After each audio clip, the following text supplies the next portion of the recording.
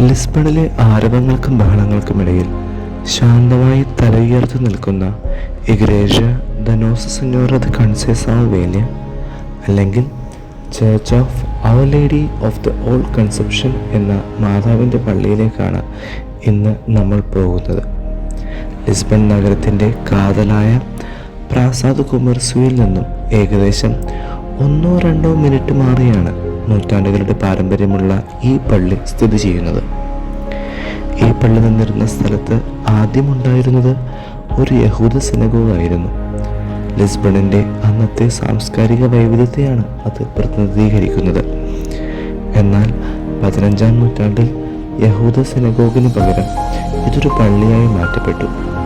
അന്ന് നിർമ്മിച്ച പഴയ കെട്ടിടം 1755 ലിസ്ബൺ ഭൂചലനത്തിൽ തകർന്നുപോയെങ്കിലും പിന്നീട് 1770 ഈ ദേവാലയത്തിലെ മനോലിൻ ഭാഗങ്ങൾ വീണ്ടെടുത്ത്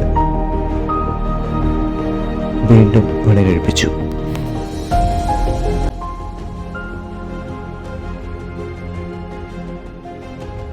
ഈ കാണുന്ന പ്രധാന കവാടം നിർമ്മിച്ചിരിക്കുന്നത് മനോലിൻ ശൈലിയിലാണ്. ലിസ്ബണിൻ്റെ ഗോത്തിക് ആർക്കിടെക്ചറിൻ്റെ ഭാഗമാണിത്.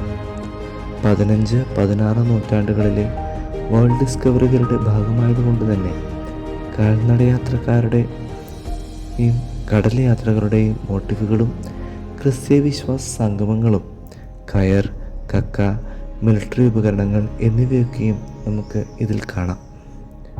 അകത്തേക്ക് കയറുമ്പോൾ കാണുന്നത് പോമ്പലൻ ശൈലിയിലെ പള്ളിയാണ്. ഭൂകമ്പത്തിന് ശേഷം നഗരം രൂപീകരിച്ച മാർക്കേഷ് പൊമ്പലൻ്റെ പേരുൾപ്പെടുത്തിക്കൊണ്ട് ലാളിത്യം, ഒതുക്കമുള്ള എന്നാൽ വൈവിധ്യമായ അലങ്കാരങ്ങൾ ഇവയൊക്കെയാണ് ഈ ശൈലിയുടെ ഏറ്റവും വലിയ പ്രത്യേകതകൾ. അന്നത്തെ കാലത്ത് വിശുദ്ധ റോക്കിയുടെ നാമധേയത്തിലായിരുന്നുവെങ്കിലും പിന്നീട് ഈശോസഭക്കാരുടെ പിൻവാങ്ങലോടുകൂടിയാണ് ഇന്നത്തെ ഈ ദേവാലയം ഇവിടെ ഉണ്ടാകുന്നത്. ദേവാലയത്തിൻ്റെ പ്രധാന ഭാഗമായ സീലിംഗിൽ triumph of our lady of conception എന്ന ഫെലിക്സ് റോഷയുടെ സ്തൂക്കോ സീലിംഗും നമുക്ക് കാണുവാനായി സാധിക്കും.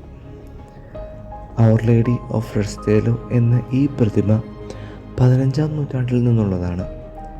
ബലയമിൽ നിന്നും കടൽ യാത്രകൾ ആരംഭിക്കുന്നതിന് മുൻപായി നാവികർ പ്രാർത്ഥിച്ചിരുന്ന ഈ പ്രതിമ ഈ ദേവാലയത്തിൽ കൊണ്ടുവന്നത് ക്രൈസ്റ്റ് ഓഫ് ഓർഡറിൻ്റെ അംഗങ്ങളാണ്. അൾത്താരയുടെ ഉൾവശങ്ങളിലായി പരിശുദ്ധ ദൈവമാതാവിൻ്റെ രൂപമുണ്ട്. സഭയുടെയും സഭാമക്കളുടെയും അമ്മയായ മറിയത്തെയും മാലാഖമാരുടെയും വിശുദ്ധരുടെയും അമ്മയായ മറിയത്തെയും നമുക്ക് പ്രധാന അൾത്താരയിൽ കാണാൻ സാധിക്കും. ഫാത്തിമ മാതാവിനോടുള്ള പോർച്ചുഗീസുകാരുടെ ഭക്തിയുടെ കാര്യം പ്രത്യേകിച്ച് പറയേണ്ടതില്ലല്ലോ.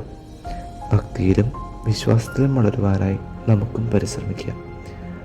കർത്താവിന് ഇഷ്ടപ്പെട്ട നല്ലൊരു വ്യക്തിയായി നമുക്കും വളരാം.